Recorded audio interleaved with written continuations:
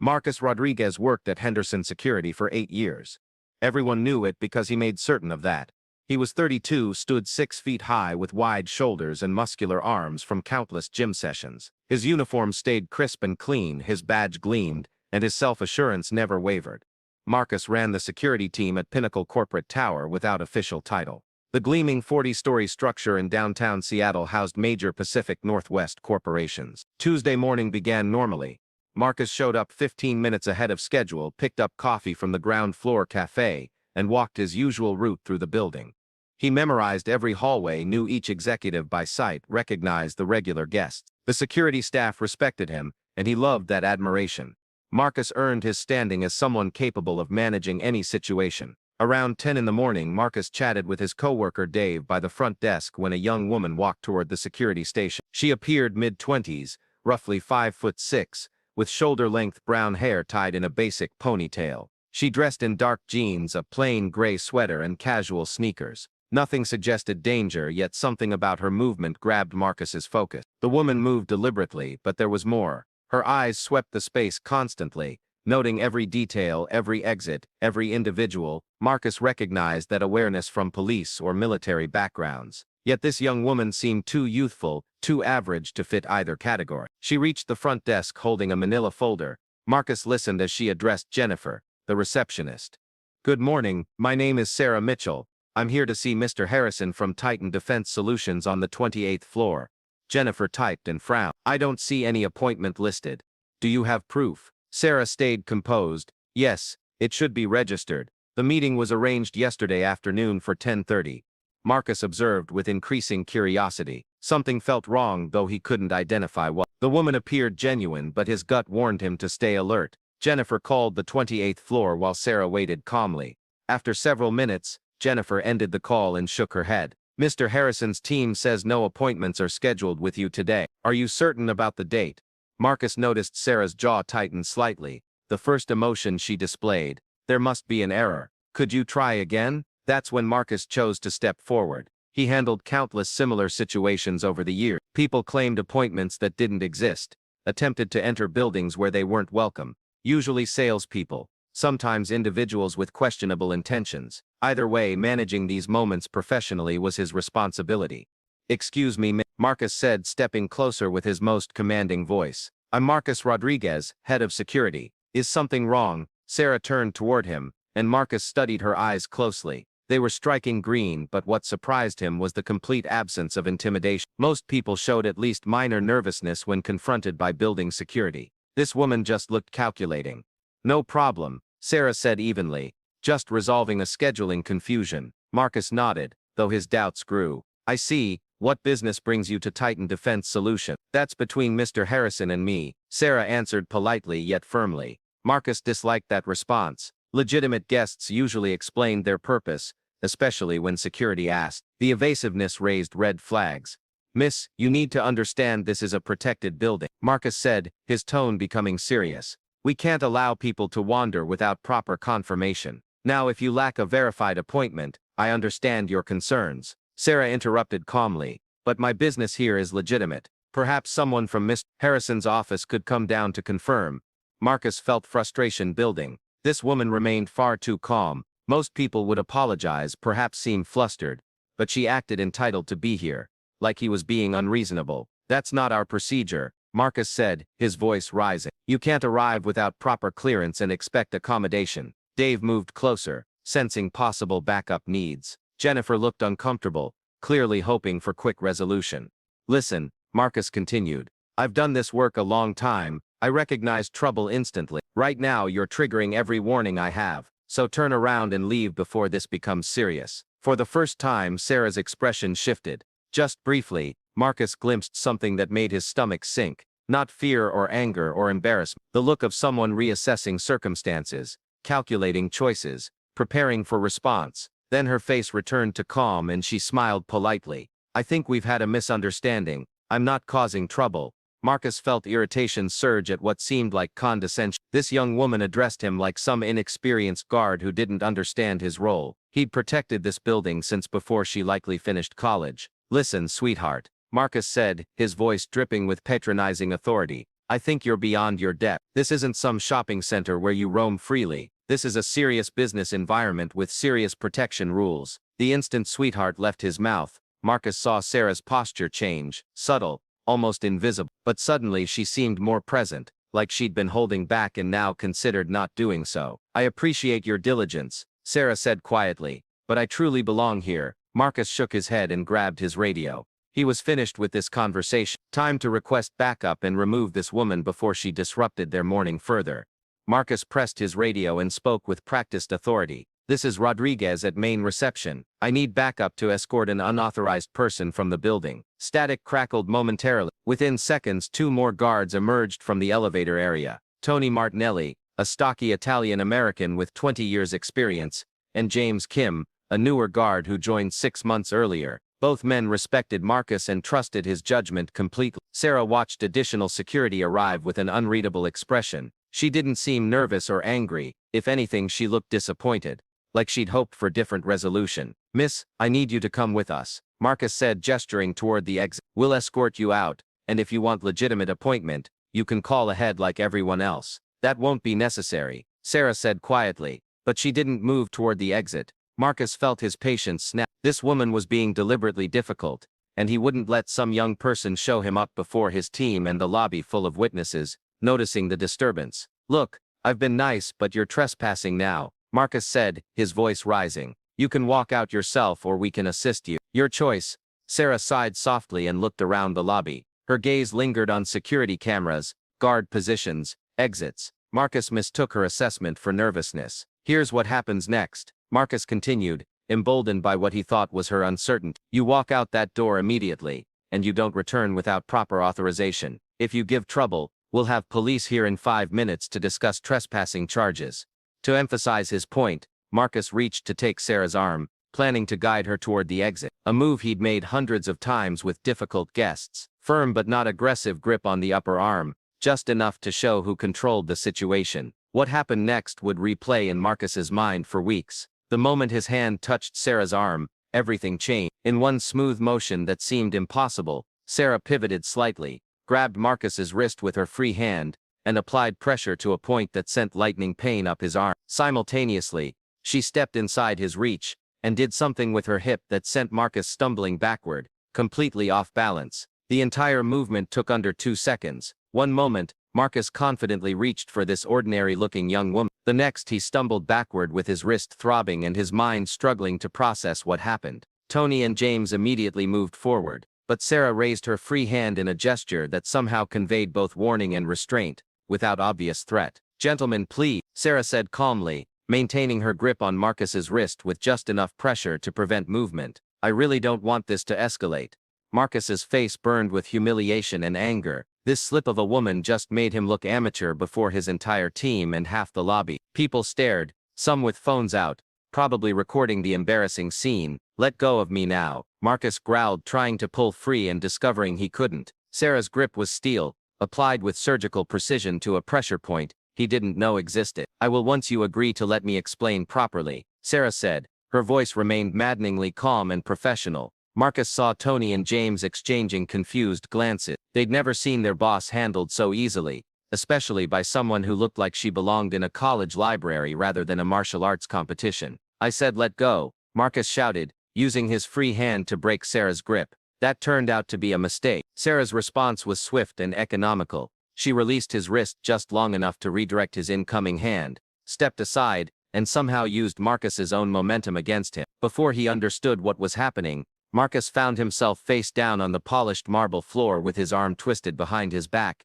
in a position that made clear he wasn't going anywhere until Sarah decided otherwise. The lobby erupted in surprised murmurs and gasps. Jennifer covered her mouth in shock. Tony and James stood frozen, unsure how to respond to a situation they'd never encountered. This is your last warning, Sarah said quietly, her voice now carrying a steel edge Marcus hadn't heard before. I'm letting you up, and then we're having a civilized conversation about why I'm here. If you try grabbing me again, next time won't be so gentle. Marcus's mind reeled. The pain in his arm was one thing, but the complete humiliation was worse. This woman just took down an experienced security professional like he was a child throwing a tantrum, and she did it without breaking a sweat, without raising her voice, without seeming to put much effort into it. "Who are you?" Marcus managed to gasp from his position on the floor. "My name is Sarah Mitchell," she replied, maintaining her grip, "and I truly have business with Titan Defense Solutions. But before we sort that out, I need you to understand that trying to physically remove me was a mistake." Marcus felt the pressure on his arm ease slightly, just enough to show Sarah could increase it again if she wanted. The message was clear: she controlled this situation now, and his only choice was cooperation. "I'm letting you up now," Sarah continued, "but I need you to keep your hands to yourself and listen. Can you do that?" Marcus's pride wanted him to refuse, to keep fighting, to call for more backup, but his practical mind told him this woman operated on a completely different level than anything he'd ever encountered. Whatever training she had, wherever she learned to fight like that, it was far beyond anything he'd seen in his 8 years of security work. "Fine," Marcus said through gritted teeth. Sarah released him and stepped back, giving him room to rise. Marcus stood slowly, his arm still aching, his uniform wrinkled and his dignity in tatters. Tony and James moved closer, ready to act if needed, but clearly unsure what action would be appropriate against someone who just demonstrated such superior combat skills. Sarah straightened her sweater and smoothed her hair as if nothing unusual happened. She looked around the lobby at the crowd of onlookers, many still recording with their phones. "I apologize for the disturbance," Sarah said to everyone generally. "This wasn't how I intended this meeting to go." Marcus rubbed his sore wrist and tried to process what just happened. In under 5 minutes, this ordinary-looking young woman completely upended everything he thought he knew about handling security situations. The question now was, who exactly was Sarah Mitchell, and what did she really want with Titan Defense Solutions? The lobby of Pinnacle Corporate Tower had never been so quiet during business hours. Dozens of people stood frozen, watching the aftermath of what just unfolded. Marcus straightened his uniform with shaking hands, his face burning red from both pain and humiliation. He'd never been handled so effortlessly in his entire career, certainly not by someone who looked like they should be working at a coffee shop rather than demonstrating combat techniques that belonged in action movie. Sarah stood calmly in the center of the commotion, looking completely unruffled despite having just put a grown man on the floor before dozens of witnesses. She checked her watch with the casual air of someone whose biggest concern was being late for lunch. "Mr. Rodriguez," Sarah said, her voice cutting through the tense silence, "I understand you were just doing your job, but perhaps now we can discuss this situation more professional." Marcus wanted to respond with authority, to reassert control over his own lobby, but the throbbing in his wrist reminded him this woman was clearly not what she appeared. Tony and James flanked him, both looking uncertain about how to proceed. In all their combined years of security work, none of them had ever encountered anything like this. Before Marcus could formulate a response, the elevator chimed and the doors opened to reveal a tall man in an expensive suit. Robert Harrison, senior partner at Titan Defense Solutions, stepped into the lobby and surveyed the scene with sharp blue eyes that missed nothing. At 55, Harrison had the bearing of someone who spent decades in high-stakes situations, and he recognized trouble when he saw. "What's happening down here?" Harrison asked, his voice carrying the authority of someone accustomed to being in charge. Sarah turned toward him and smiled for the first time since entering the building. "Mr. Harrison, I'm Sarah Mitchell.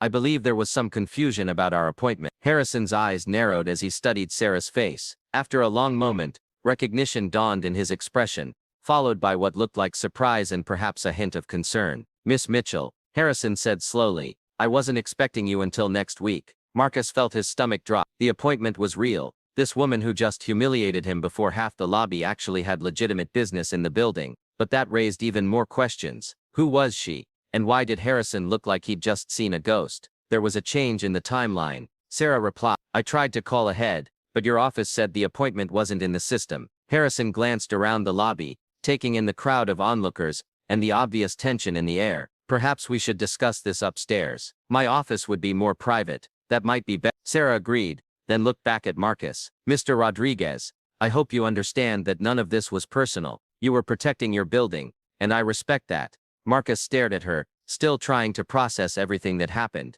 "What kind of appointment do you have with Mr. Harris?" Harrison answered before Sarah could respond. "Miss Mitchell is here for a security consultation. Titan Defense Solutions occasionally works with specialized consultants." The way Harrison said specialized made Marcus's blood run cold. Suddenly, Sarah's combat skills and situational awareness made perfect sense. She wasn't just some random visitor who happened to know a few self-defense moves. She was a professional, the kind of person Titan Defense Solutions brought in when they needed serious expertise. "I see," Marcus said quietly, feeling smaller by the minute. Sarah walked over to where Marcus stood and extended her hand. No hard feelings, Mr. Rodriguez. You were just doing your job. Marcus looked at her outstretched hand, then back at her face. The woman who just put him on the floor was now offering him a respectful handshake, as if nothing unusual happened. Against his better judgment, he found himself respecting her professionalism. He took her hand carefully, half expecting another demonstration of her combat skill. Instead, she shook his hand firmly but normally,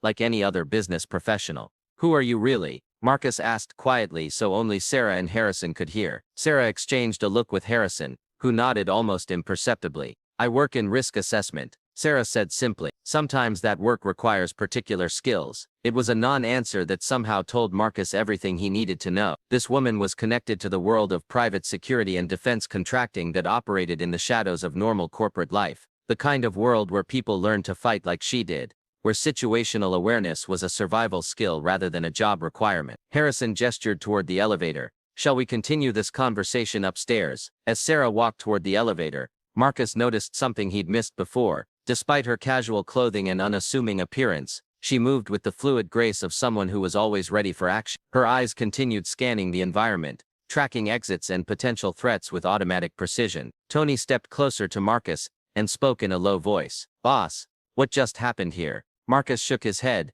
still trying to make sense of the morning's event. "I think we just met someone who could teach us a thing or two about security." James, who'd been quiet throughout the entire incident, finally spoke up. "Did you see how fast she moved? I've never seen anything like that outside of movies." "Neither have I," Marcus admitted, watching as Sarah and Harrison entered the elevator. Just before the doors closed, Sarah caught his eye and gave him a small nod of acknowledgement. As the elevator disappeared, carrying Sarah up to her legitimate appointment, Marcus was left to deal with the aftermath of his monumental mistake. The lobby was still buzzing with whispered conversations and the occasional flash of phone cameras, as people shared videos of the incident with friends and social media. Jennifer approached Marcus with a concerned expression. "Are you okay? Should I call a doctor?" "I'm fine," Marcus said, though his pride was more bruised than his body. "Just make sure this doesn't happen again. If someone says they have an appointment with Titan Defense Solutions, maybe we should verify more carefully." "But the appointment wasn't in our system," Jennifer protested. Marcus looked toward the elevator bank where Sarah and Harrison had disappeared. "Something tells me people like Sarah Mitchell don't always make appointments through normal channels." Dave approached the group,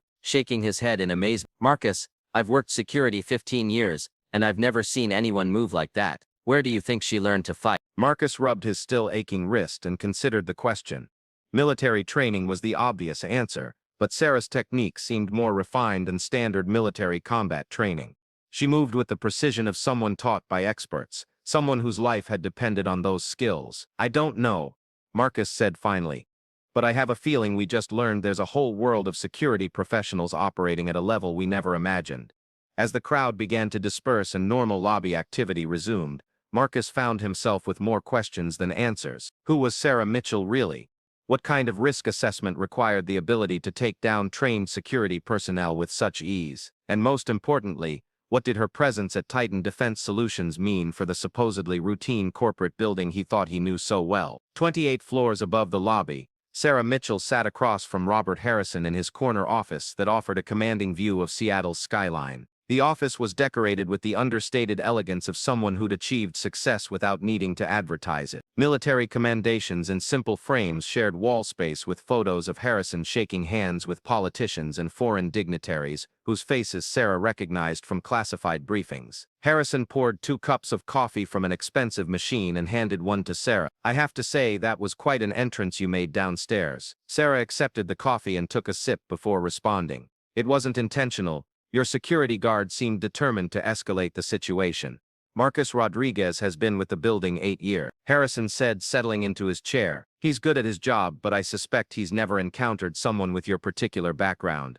Most people haven't." Sarah smiled slightly. "But that's usually the point." Harrison opened a thick manila folder on his desk and reviewed the contents briefly before looking back at Sarah. "When General Morrison called and said he was sending someone from the Pentagon Special Activities Division, I was expecting someone a bit more traditional." "You mean someone who looked more military?"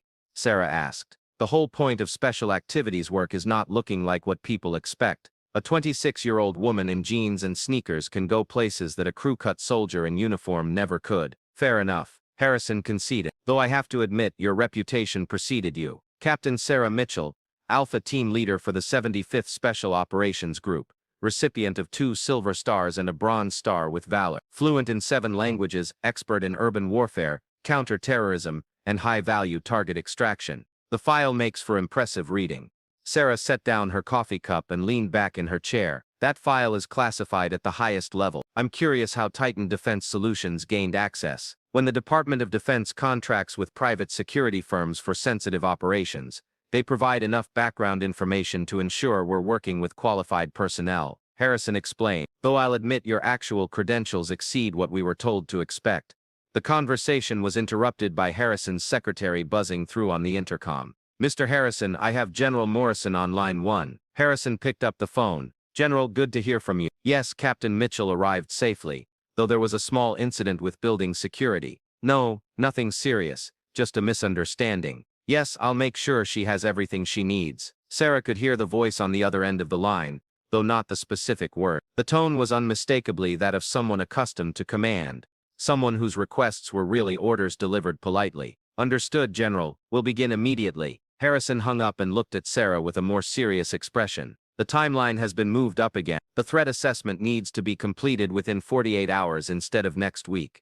Sarah nodded, unsurprised by the change. In her line of work, timelines were fluid things that shifted based on intelligence reports and threat levels that civilians never heard about. What exactly are we dealing with? Sarah asked. Harrison turned his computer monitor so Sarah could see the screen. 3 weeks ago, someone penetrated the computer network of Meridian Industries on the 15th floor. Meridian develops guidance systems for military drones and missile defense systems. The breach was sophisticated enough that standard cybersecurity protocols couldn't trace it.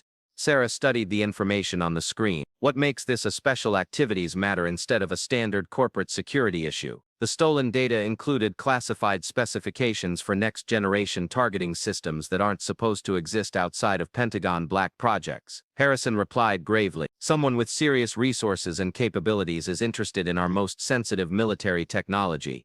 Sarah felt the familiar tightening in her stomach that came with high-stakes operations. Do we have any intelligence on who might be responsible? Harrison pulled out several photographs from the manila folder. Security cameras from nearby buildings captured these images of individuals conducting surveillance on Pinnacle Tower in the weeks leading up to the breach. Sarah examined the photos carefully. The individuals looked professional, well-dressed, and completely unremarkable. That alone told her they were dealing with serious operators rather than common criminals or amateur hackers. Foreign intelligence? Sarah asked. That's our working assumption. Harrison confirmed. The level of sophistication suggests state-sponsored activity. We need someone who can get inside their operation, identify the players and neutralize the threat before they can sell or transfer the stolen technology. Sarah set the photos aside and looked directly at Harrison. And you want me to do this while maintaining my cover as a security consultant? Exactly. Your presence here today as Sarah Mitchell, independent security expert, gives us the perfect cover story. You'll be conducting a comprehensive security review of the building while actually hunting down foreign operatives who've already proven they can penetrate our defenses.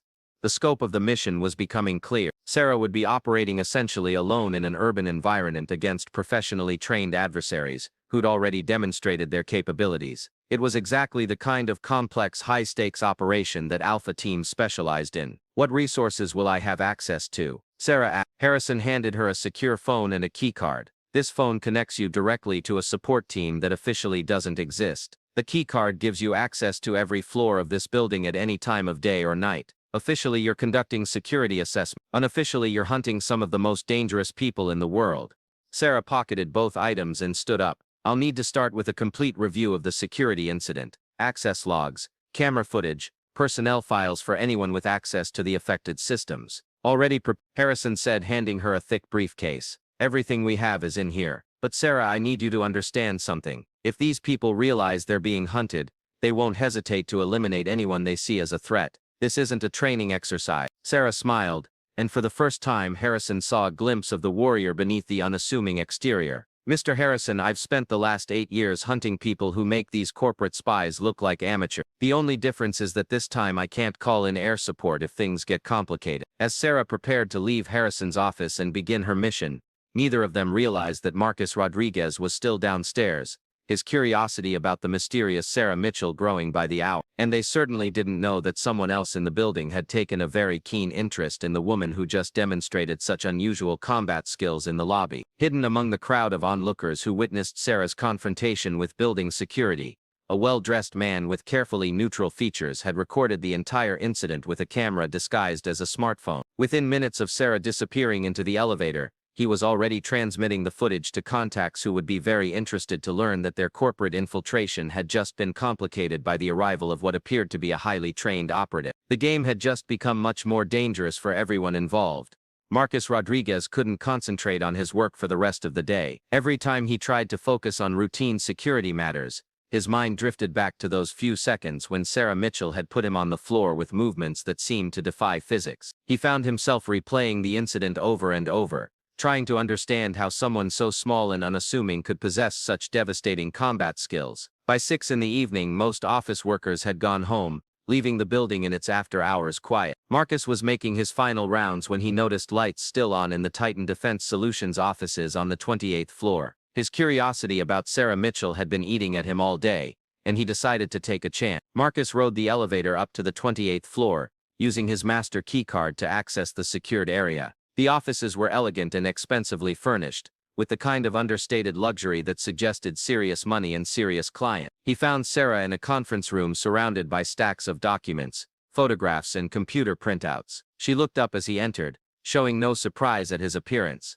"Mr. Rodriguez, working late? I could ask you the same thing," Marcus replied, staying near the doorway. "Mind if I come in?" Sarah gestured to a chair across from her. "Please, I was actually hoping to speak with you." Marcus sat down carefully, still feeling slightly intimidated despite being in his own building. "About what happened this morning, among other things," Sarah said, closing a file she'd been reading. "I owe you an apology. I could have handled that situation much better." Marcus was surprised by her directness. "You don't need to apologize for defending yourself. I'm the one who grabbed you first, but I escalated it unnecessarily." Sarah replied, "I've been trained to neutralize threats quickly and efficiently. Sometimes the training kicks in even when the situation doesn't really warrant it."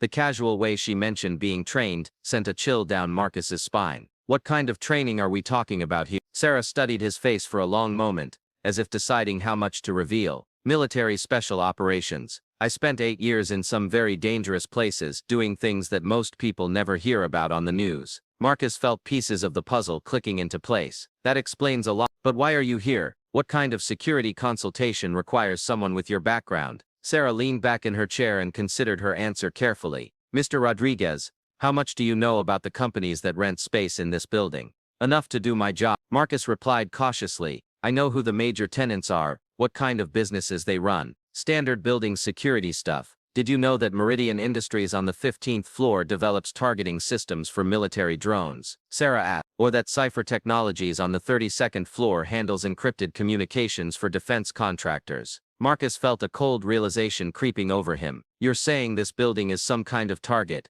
Sarah nodded grimly. 3 weeks ago, someone penetrated Meridian's computer network and stole classified information. Very classified. The kind of information that could shift the balance of power if it falls into the wrong hands. The implications hit Marcus like a physical blow. "Foreign spies here in my building." "Not just spies," Sarah said, "professional operatives with serious training and resources. They've been conducting surveillance, planning their next move, and they're still here somewhere." Marcus thought about all the people he saw every day in the lobby, all the faces that had become routine to him over 8 years of security work. "How do you know they're still here?" Sarah spread several photographs across the table. "Because they're not done yet. The Meridian breach was just the beginning. There are at least 3 other companies in this building with technology that would interest foreign intelligence services." Marcus studied the surveillance photos, trying to memorize the faces. They all looked like typical corporate workers, the kind of people he wouldn't look at twice during a normal day. "What exactly is your job here?" Marcus asked. "Find them and stop them before they can complete their mission or transfer the stolen information."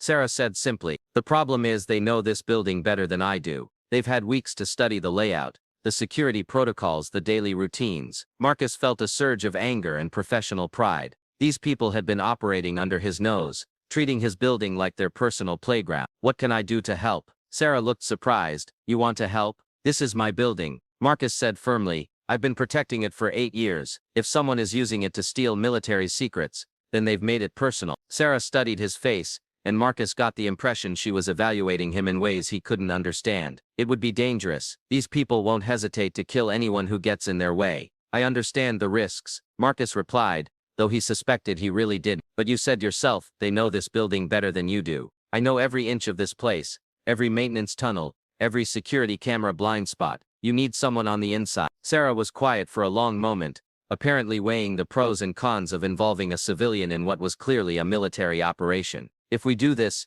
you follow my lead completely. No arguments, no questions, no heroics. Can you handle that? Marcus thought about his humiliation in the lobby that morning and nodded. After what happened today, I think I understand who's really in charge here. Sarah smiled slightly. Good, because we're going to need to move fast. I have reason to believe they're planning something for tomorrow night. What kind of something? Sarah pulled out a building schematic and pointed to several locations marked in red. Based on their surveillance patterns and the timing of their previous activities, I think they're going to hit Cypher Technologies tomorrow evening after the building empties out. If they get access to Cypher's encryption systems, they could compromise secure communications for half the Defense Department. Marcus studied the schematic, noting the access routes and security checkpoints between the lobby and the 32nd floor. That's a lot of ground to cover with just the two of us, which is why we're not going to try to cover all of it. Sarah said, we're going to let them come to us. The way she said it made Marcus nervous.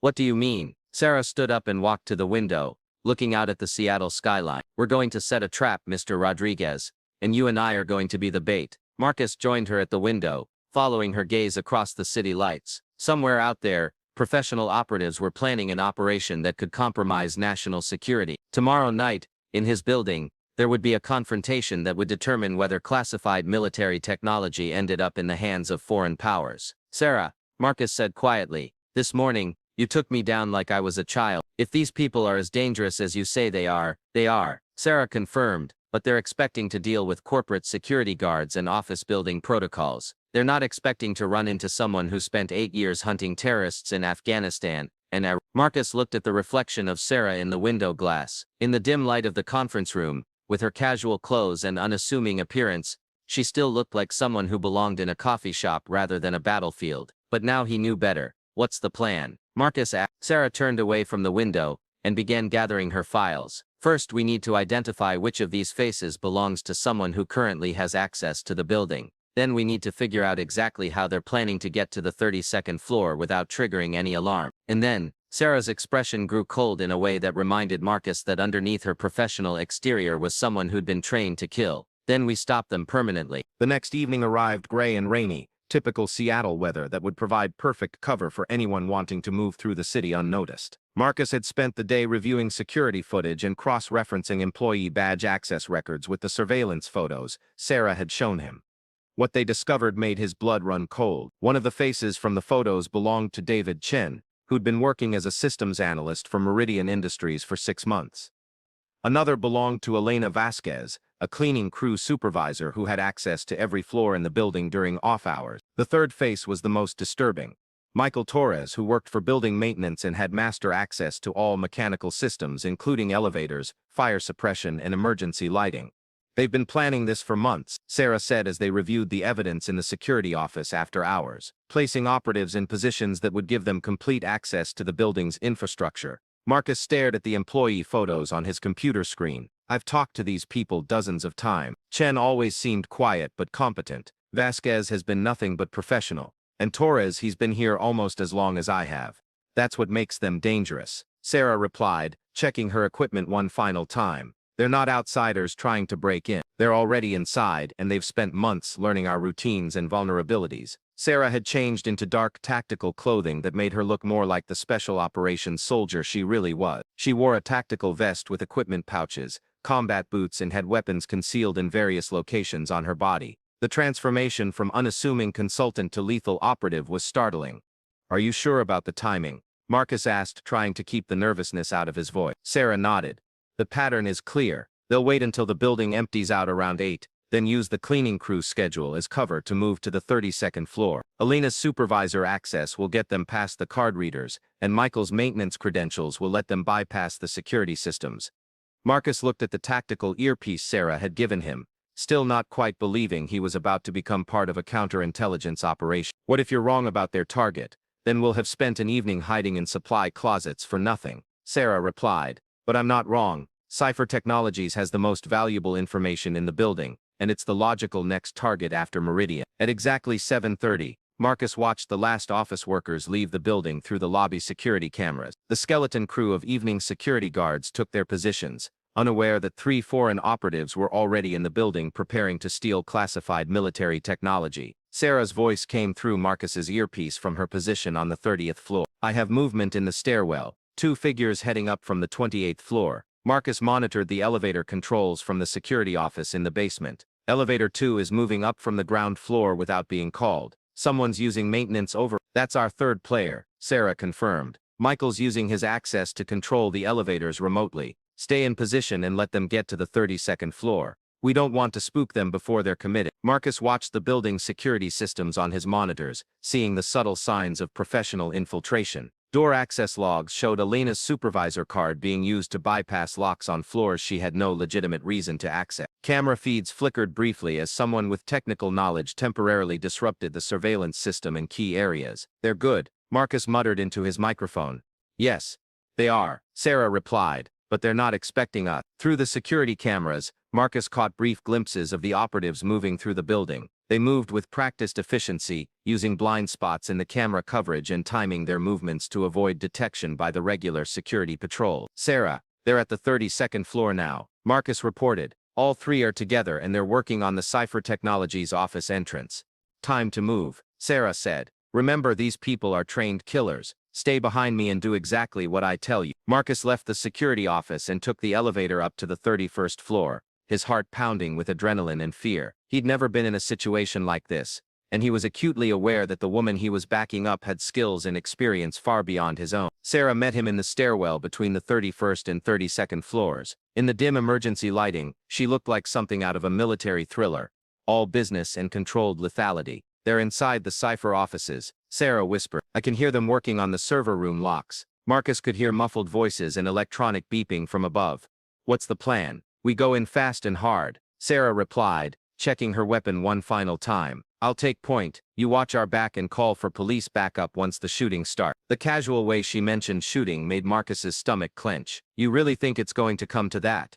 Sarah looked at him with the expression of someone who'd seen too much violence to have any illusions about how these situations typically ended. Rodriguez, these people have already committed treason and espionage. They're not going to surrender quietly when we knock on the door. They climbed the stairs to the 32nd floor in complete silence. Sarah moved with the fluid grace Marcus had witnessed in the lobby, but now he understood what he was seeing. This was someone who'd been trained to hunt human predators in the most dangerous places on Earth. At the entrance to the Cipher Technologies offices, they could hear voices speaking in what sounded like Russian. Computer equipment was running, and there was the distinctive sound of data being transferred at high speed. Sarah held up 3 fingers, then counted down. On 0, she kicked open the door and moved into the office like a force of nature.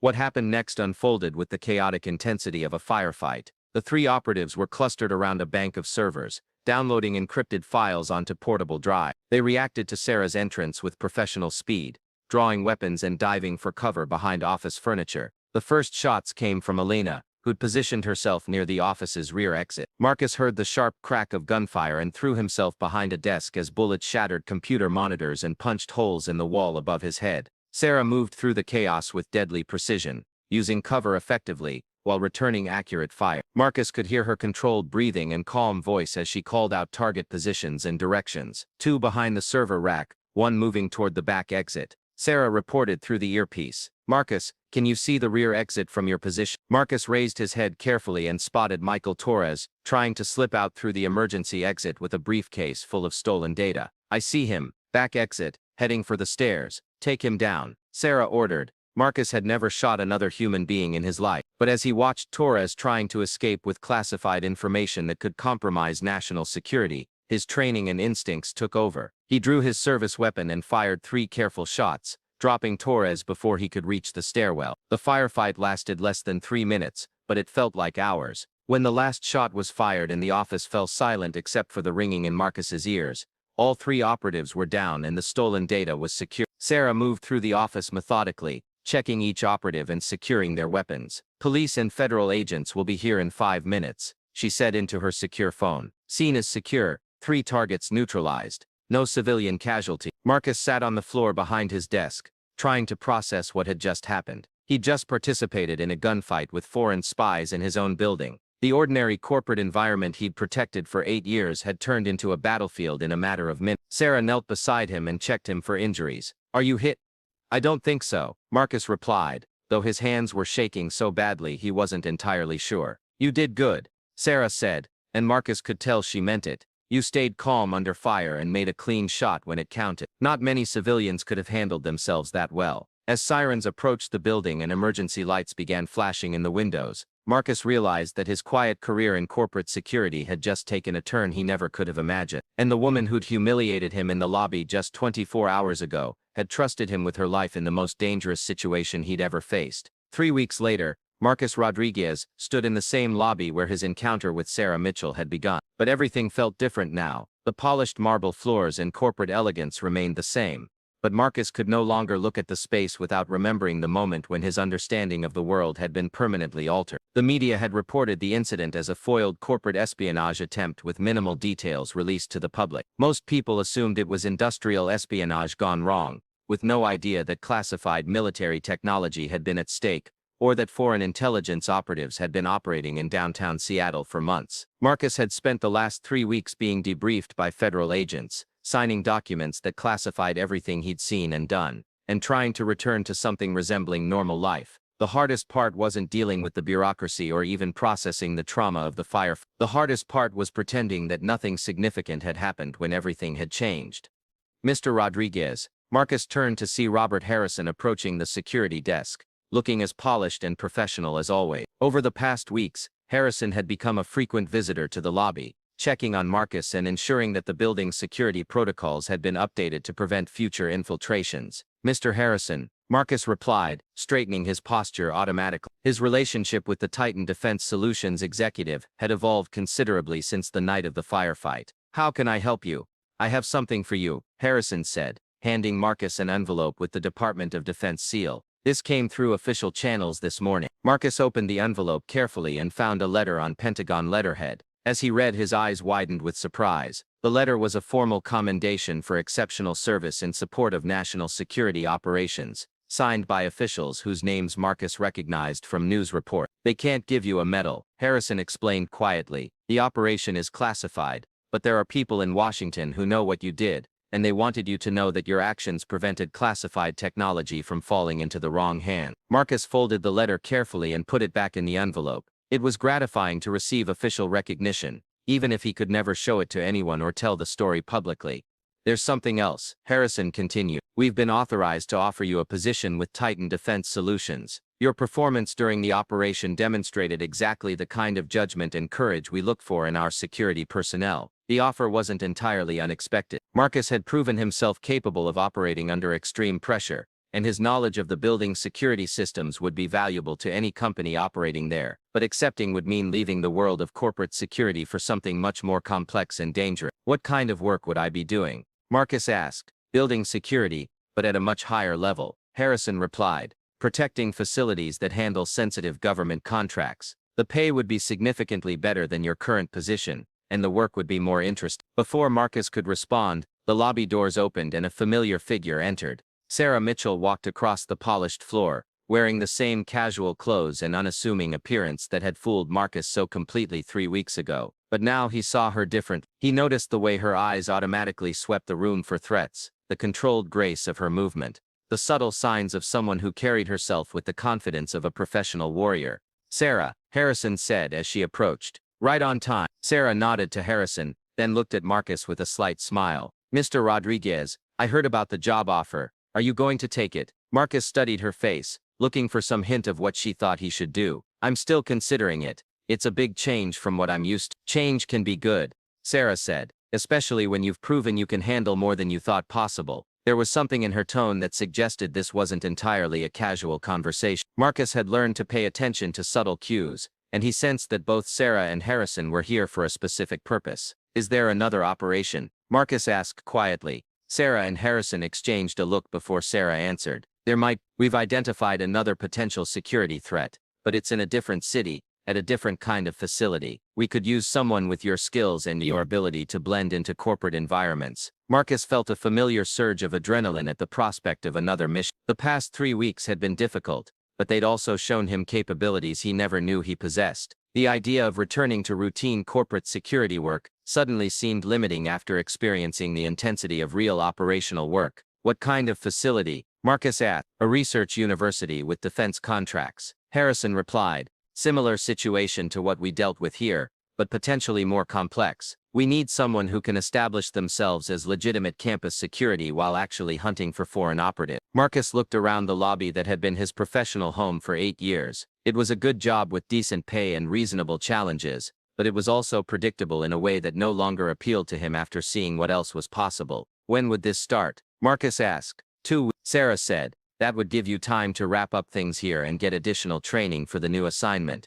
What kind of training? Sarah smiled, and Marcus caught a glimpse of the woman who'd put him on the floor in this very lobby. The kind that makes sure you never have to rely on luck in a firefight. Advanced tactical training, weapons proficiency, surveillance and counter-surveillance techniques. The full package. The offer was tempting on multiple levels. Better pay, more interesting work, and the chance to continue working with Sarah, whose professional competence he'd come to respect enormously. But it would also mean stepping permanently into a world where the stakes were always high and the dangers were always real. Marcus made his decision with the same instincts that had served him well during the firefight. I'll take it. Harrison shook his hand with obvious satisfaction. Welcome to Titan Defense Solutions, Mr. Rodriguez. I think you're going to find this work much more engaging than standard corporate security. As Harrison walked away to handle the paperwork, Sarah lingered in the lobby with Marcus. Any regrets? She asked.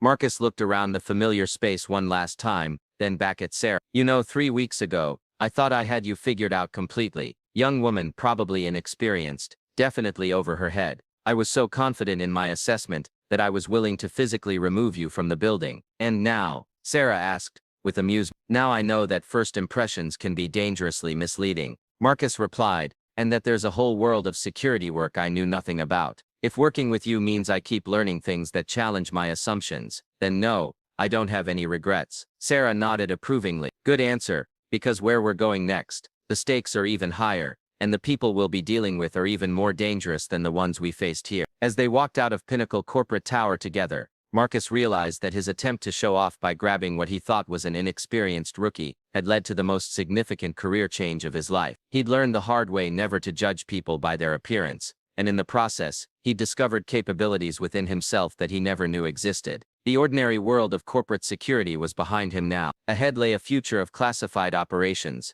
dangerous adversaries, and the constant challenge of protecting national security in ways that would never make the evening news. And beside him walked the woman whose devastating combat skills had started it all.